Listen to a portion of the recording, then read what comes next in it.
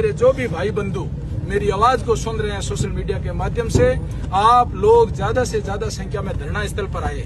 जो युवा है, जिसका जमीर जिंदा है, जिसका खून खोलता है, जो कुछ करने गुजरने की ताकत रखता है, वो भूख हड़ताल करे।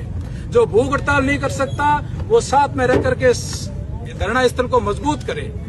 जो धरना स्थल पर भी नहीं रह सकता वो अपनी गाड़ी का तेल जला करके 5 लोगों को 10 लोगों को ला करके धरना करने वालों की आवाज को मजबूत करे। मैं 36 कौम की बहन बेटियों से भी मैं हाथ जोड़ करके निवेदन करना चाहूंगा कि मेरी बहनों, मेरी माताओं, आप जहां कहीं पे भी हो, अपने अपने परिवार से एक सदस्य इस भंवरी को न्याय दिलाने के लिए जरूर आए। भंवरी जब तक जीवित थी वो बिश्नोई समाज की बेटी थी।